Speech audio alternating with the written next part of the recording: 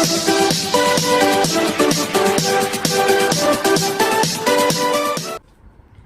Students, welcome to my channel. I am Neel Kamal और हम लोग पढ़ रहे थे क्लास 9th का हिस्ट्री का सेकंड चैप्टर सोशलिज्म।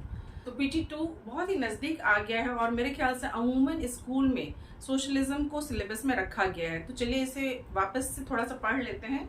ऑलरेडी मैं 3 वीडियोस डाल चुकी हूँ इस चैप्टर के और आज चौथा वीडियो मैं डाल रही हूँ। इसमें हम लोग ये डिस्कस करेंगे कि एक्चुअली रशिया में टोटल ग्रुप्स कितने थे। सबसे पहले तो कंजर्वेटिव्स हो गए, फिर लिबरल्स हो गए, फिर रेडिकल्स हो गए, फिर नेशनलिस्ट हो गए और फिर आया सोशलिस्ट। ये 5 ग्रुप था वहां पे। अब पांचों ग्रुप के अलग अलग पॉलिटिकल व्यूज थे। उनका क्या व्यूज था पहले हम वो डिस्कस करेंगे। तो चलिए सबसे पहले लिबरल्स के बारे में हम लोग डिस्कस कर लेते हैं कि लिबरल यानी कि उदारवादी, ये समाज को बदलने में अपनी सोच में थोड़ी उदारता रखते थे, थोड़ा फ्रीडम रखते थे। सही है। तो सबसे पहली बात ये थी कि ये फ्रीडम ऑफ रिलीजन में यकीन रखते थे। दूसरा ये कि ये representative elected parliamentary form of government की बात करते थे।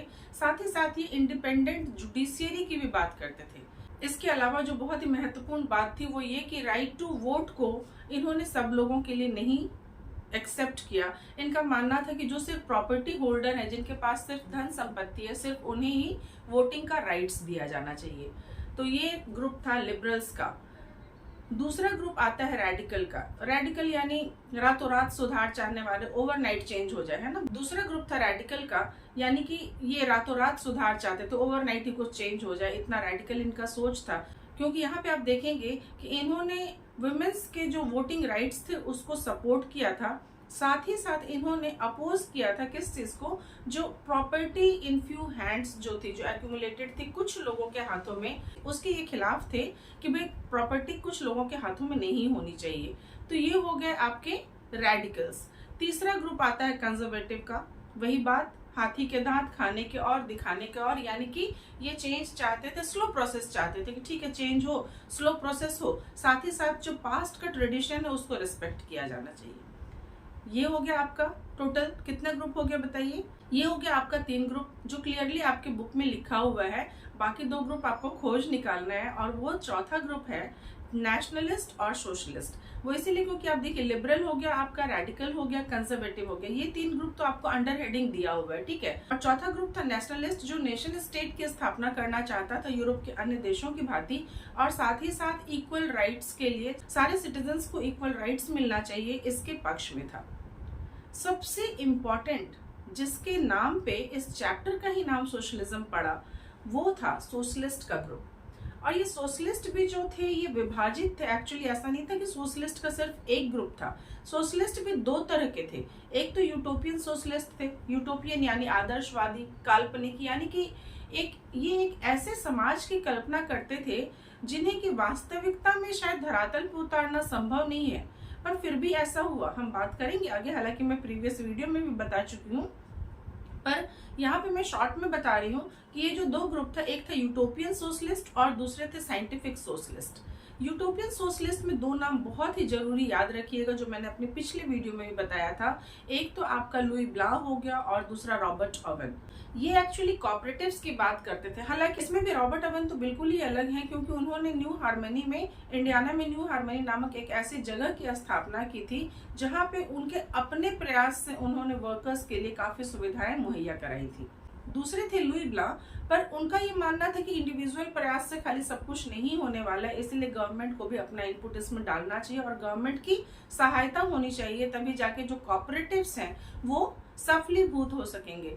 तो जो आप ध्यान रखिएगा कि जो यूटोपियन सोशलिस्ट हैं वो कॉपरेटिव्स की बात करते हैं।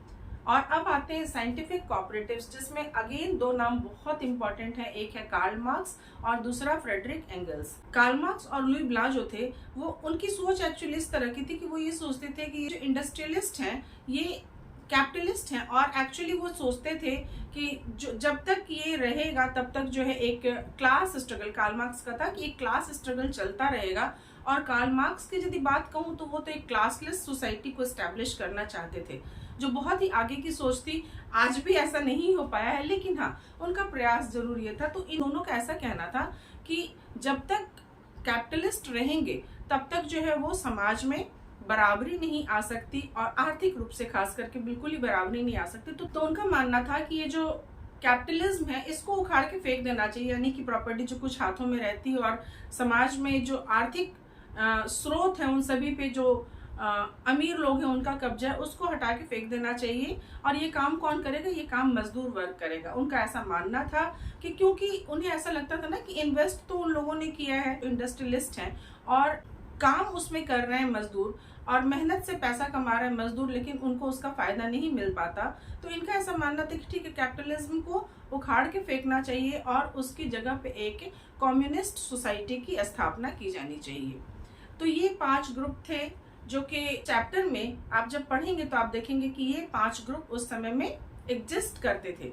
और अब जो हमारा आगे का चैप्टर होगा वो रशियन रिवॉल्यूशन से रिलेटेड होगा, जिसके लिए मेरी अगली वीडियो का इंतज़ार करना होगा। हालांकि मैं कम बना पा रही हूँ वीडियो, थोड़ी सी टाइम की कमी हो पा रही है, लेकिन मैं ज़रूर बोलूँगी कि आप लोग देखिए ज़रूर, क्योंकि मेरा मानना है कि जब मेरी एक वीडियो के बाद दूसरी वीडियो आप देखेंगे तो आपका कॉन्सेप्ट बहुत ही जल्दी क्लियर हो जाएगा। तो पढ़ते रहिए, तैयारी करते रहिए और एग्ज़ाम में अच्छे मार्क्स लाइए। Thank you so much for watching my video.